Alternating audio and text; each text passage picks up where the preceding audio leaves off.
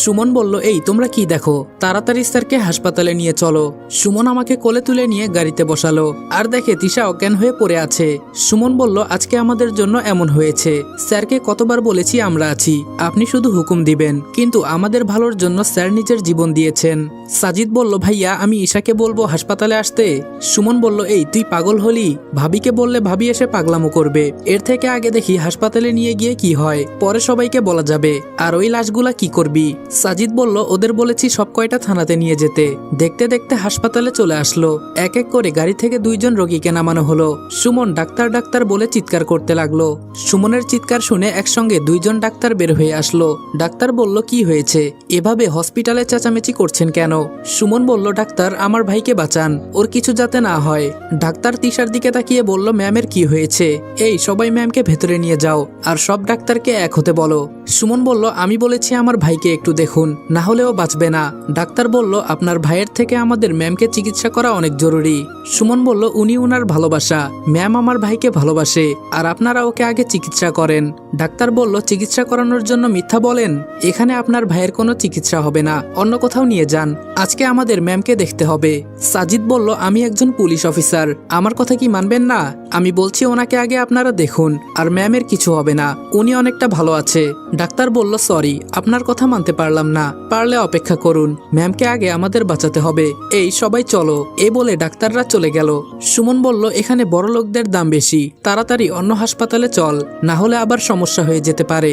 আমাকে পাশের হাসপাতালে নিয়ে যাওয়া হলো। ডাক্তার বলল, কি হয়েছে ওনার, এভাবে দৌড়ে আসছেন কেন? সুমন বলল, প্লিজ ডাক্তার দেখেন, আমার ভাই কথা বলছে না, ওনাকে একটু দেখেন। ডাক্তার আমার নাকের কাছে হাত দিয়ে বলল, আরে ওনার তো শ্বাস প্রশ্বাস চলছে না, আমরা আর কি করব, মৃত রোগীকে কি আর চিকিৎসা করা যেতে পারে? সুমন ডাক্তারের পায়ে পড়ে বলল, প্লিজ ডাক্তার এমন কথা বলবেন না, আমার ভাইয়া মারা যেতে পারে না, এটা আমার বিশ্বাস, আপনি একটু দেখুন। ডাক্তার বলল, কি করছেন, থামেন, আমি দেখছি, বলে আমাকে জরুরি বিভাগে ঢুকানো হলো। সুমন বলল, ওই ডাক্তারগুলাকে আমি ছাড়বো না। সাজিদ বলল, কি করবি বল ভাইয়া, আমার পুলিশের পোশাকেরও দাম দিল না। সুমন বলল, ভাবিকে এখন হাসপাতালে আসতে বল, তবে বলবি হালকা সমস্যা হয়েছে। সাজিদ বলল, ডাক্তাররা সবাই মিলে তিশাকে চিকিৎসা করছে। একজন নার্সকে বলল, ওনার মাকে কি খবর দেওয়া হয়েছে? নার্স বলল, জি স্যার, উনি প্রায় এসে গেছে। কিছুক্ষণ পর তিশার জ্ঞান ফিরল।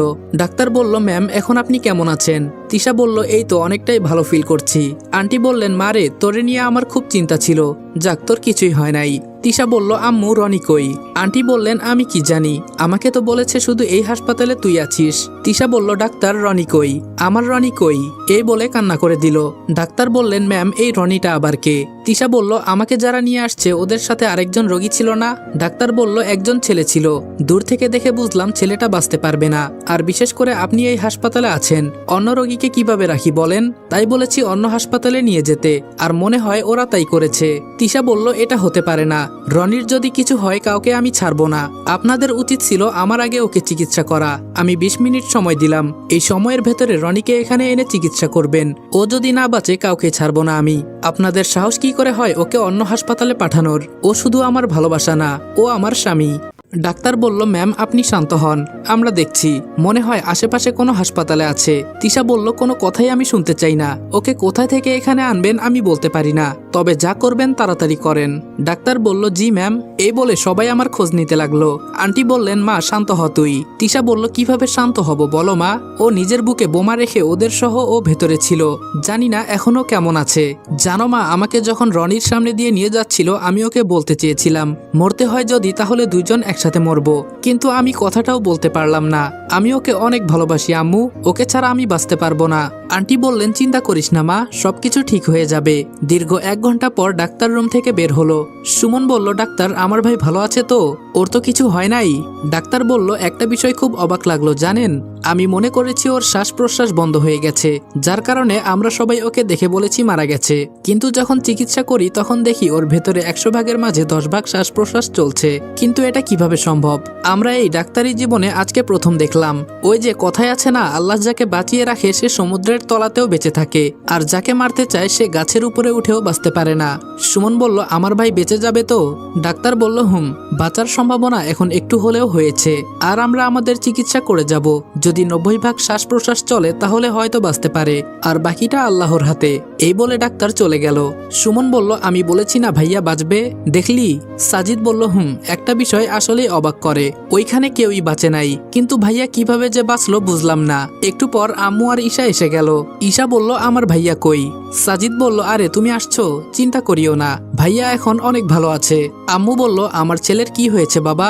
সুমন বলল, এই তো আন্টি গাড়ির সাথে অ্যাক্সিডেন্ট করেছে। আম্মু বলল, আমি ওকে কতবার বলেছি দেখে শুনে রাস্তাঘাটে চলাচল করবি। সাজিদ বলল, আম্মু আপনি কোনো চিন্তা করবেন না, ভাইয়ার কিছুই হবে না। ঈশা বলল, তুমি কখন আসছো? সাজিদ বলল, এই তো কিছুক্ষণ আগেই। মিথ্যা বলল, সত্যি বললে ঈশা কান্না করবে। সুমন সাজিদকে বলল, ওই হাসপাতালের ডাক্তার এই হাসপাতালে কেন?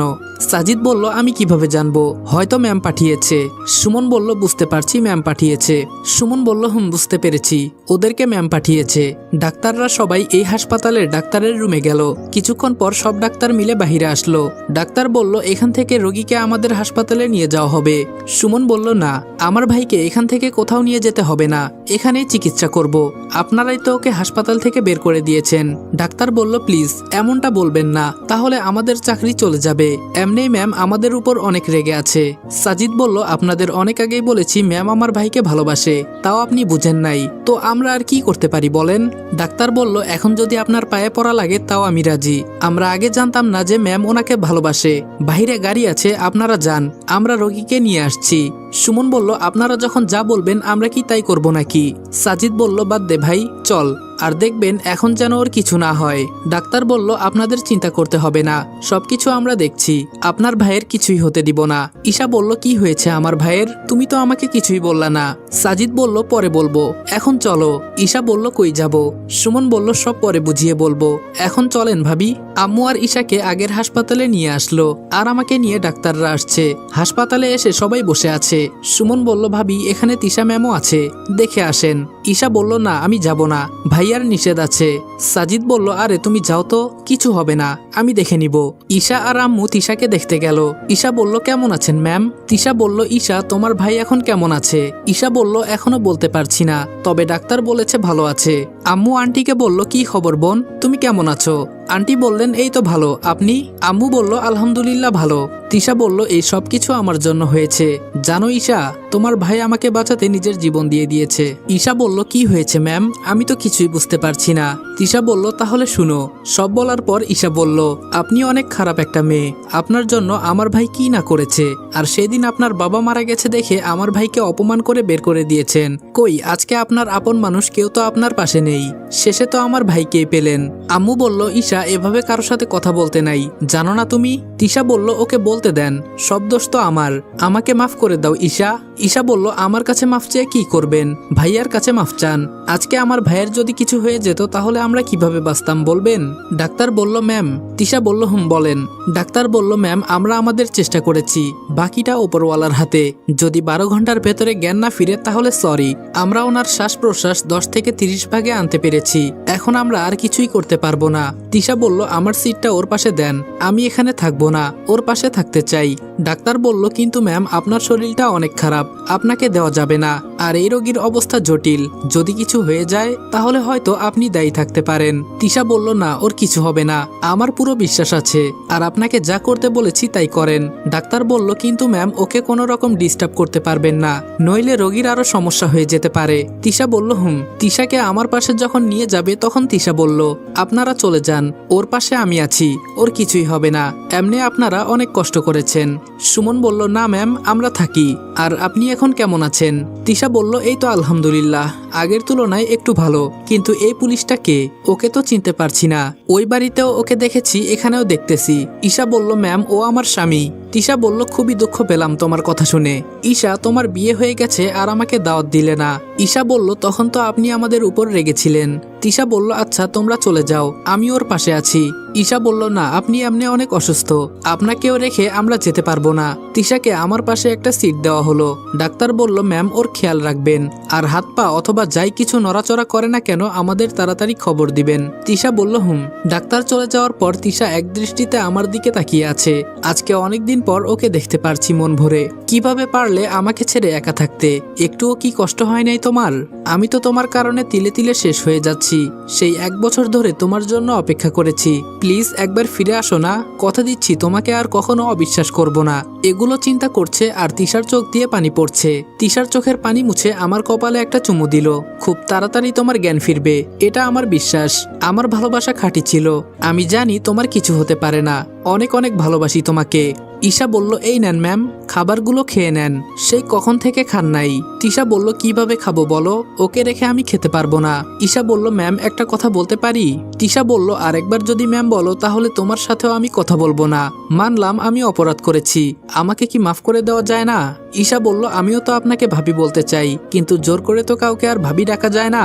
তিশা বলল, তোমার ভাইকে আমি অনেক ভালোবাসি, ভুল একবারই করেছি, আর করতে চাই না। তুমি আমাকে ভাবি বলে ডাকবা, দরকার হলে তোমার ভাইয়ের পা ধরে আমি মাফ চাইবো। ঈশা বলল, থাকতে মূল্য দিতে হয় ম্যাম, যখন হারিয়ে যায় তখন কি আর 1000 ডাকলেও পাবেন? তিশা বলল, এভাবে বলো না, আমার রনির কিছু হতে পারে না, ওকে ছাড়া আমি বাঁচতে পারবো না। ঈশা বলল, আমার ভাইয়ের অবশ্যই কিছু হবে না, দেখিয়েন। এখন নেন, কোনো কিছু চিন্তা না করে হালকা খেয়ে নেন। তিশা বলল, আমি এখন কিছুই খেতে পারবো না, প্লিজ তুমি আর অনুরোধ করিও না। ঈশা বলল, তাহলে কি আমি থাকবো নাকি চলে যাব? তিশা বলল, সবাইকে নিয়ে চলে যাও, আমি আছি এখানে। ঈশা বলল, আপনি ভুলে যাবেন না এখানে আপনিও একজন রোগী। তিশা বলল, বলেছি তো কিছু হবে না, আমি আছি। আর আম্মুকে তোমাদের সাথে নিয়ে যাও, একা একা আম্মু থাকবে আমার ভালো লাগবে না। ঈশা বলল, ম্যাম আপনার চিন্তা করতে হবে না, তবে সবাইকে বলছি বাসায় যেতে, কেউ নাকি যাবে না। তিশা বলল, কেন, সবাই থেকে অযথা লাভ কি? ঈশা বলল, রাতে ভাইয়ার জ্ঞান ফিরবে, আমার বিশ্বাস আছে, আর সবাই এটাই মনে করে, তাই কেউ আর বাসায় যাবে না। তিশা বলল, তাই যেন হয় ঈশা। ঈশা বলল, আচ্ছা ভাবি আমি যাই তাহলে, আমাদের সবাইকে ডাক্তার থাকার ব্যবস্থা করে দিয়েছে। তিশা বলল, আচ্ছা। ঈশা চলে গেল। তিশা আমার পাশে এসে শুয়ে পড়ল। এই, তোমার কখন জ্ঞান ফিরবে, আর কখন তোমাকে আমি বিয়ে করব? তুমি জানো না তোমাকে ছাড়া আমি বাঁচতে পারবো না। জানো তোমার ঠিকানা ঠিকই পেয়েছিলাম, কিন্তু যাই নাই। কেন জানো? যখন শুনেছি তুমি নতুন ব্যবসা শুরু করেছো, তখন যদি আমি সামনে যেতাম তাহলে হয়তো তুমি আমার উপর রাগ করে সবকিছু শেষ করে দিতে, এজন্যই যাই নাই। কিন্তু বিশ্বাস করো, আমার উপর তোমার ভালোবাসা 1 সুতা পরিমাণও কমে নাই। আমি চেয়েছিলাম আবার নির্বাচন করতে, কিন্তু পারলাম না। আমি জানতাম না আমার আপনজন আমার শত্রু হবে। জানলে সব ময়লা আবর্জনা আগেই পরিষ্কার করে তারপর মাঠে নামতাম। কিন্তু ওই মারিয়া কিভাবে পারলো আমার সাথে বেইমানি করতে? তোমার থেকেও আমি মারিয়াকে বেশি বিশ্বাস করতাম, হয়তো এই বিশ্বাসের মূল্য ও দিতে পারে নাই। জানো, যখন আমাকে মারা হচ্ছিল তখন মনে হচ্ছিল আমি আর বাঁচতে পারবো না, আমি মারা যাব। খুব কষ্ট হচ্ছিল আমার, আমি এত কষ্ট কোনোদিনই পাই নাই। মারিয়া এত বেইমান কিভাবে হতে পারে? আমাকে রড দিয়ে ও কিভাবে মারতে পারলো? আমি যখন জানতে পারলাম আমি মারা যাব, তখন এক মুহূর্তের জন্য তোমার চেহারাটা আমার সামনে ভেসে উঠলো। তখন খুব দেখতে ইচ্ছে করছিল তোমাকে। আমি তখন জানতাম না আমি বাঁচবো নাকি মারা যাব। শুধু একটা নজর তোমাকে দেখতে চেয়েছিলাম, কিন্তু যখন তোমাকে দেখি তখন আমি এটা জানতাম যে তোমার জীবন দিয়ে হলেও আমাকে বাঁচাবে। তখন দেহে একটু প্রাণ ফিরে পেয়েছি। ওই সময় তোমাকে দেখে খুব ভালো লেগেছিল আমার। আমি জানতাম তুমি আমার পাশে সব সময় আছো। তোমার বুকে যখন বোমা বাঁধা ছিল, বিশ্বাস করো, তখন আমি যেতে চাইছিলাম না। তখন চেয়েছি বাঁচলে 2 জন একসাথে বাঁচবো, না হলে একসাথে মারা যাব। আমার ভেতরে তখন এই শক্তি ছিল না যে তোমাকে জড়িয়ে ধরবো, কিন্তু আমি পারলাম না। আমার জন্য কেন তুমি জীবন দিলে বলো? আমি কি করে তোমার সামনে মুখ দেখাবো? আমি যে তোমাকে এতটা ভালোবাসতে পারি নাই। আমাকে কি পারবে মাফ করে নতুন জীবন শুরু করতে? ওই ওঠো না, আমি তো আর সহ্য করতে পারছি না। তিশা এসব বলছে আর কান্না করছে। হঠাৎ দেখতে পারলো আমার বাম হাতের একটা আঙ্গুল হালকা করে নড়তেছে। তিশা ঈশাকে জোরে ডাক দিয়ে বলল, কই তোমরা, তাড়াতাড়ি ডাক্তারকে আসতে বলো। সুমন বলল, কি হয়েছে ম্যাম? তিশা বলল, ওর একটা হাতের আঙ্গুল এইমাত্র নড়তে দেখলাম, তাড়াতাড়ি ডাক্তারকে আসতে বলো। সুমন দৌড়ে ডাক্তারের কেবিনে চলে গেল। ডাক্তার তাড়াতাড়ি এসে দেখে যে তিশা সত্যি কথাই বলেছে। ডাক্তার বলল, ম্যাম আপনি একটু বাইরে যেতে পারবেন, না হলে আমরা ওর চিকিৎসা করতে পারবো না। ঈশা বলল, আসেন আমি ধরে নিচ্ছি। তিশাকে ধরে ঈশা বাহিরে নিয়ে গেল। তিশা বলল, আমি জানি ওর কিছু হতে পারে না।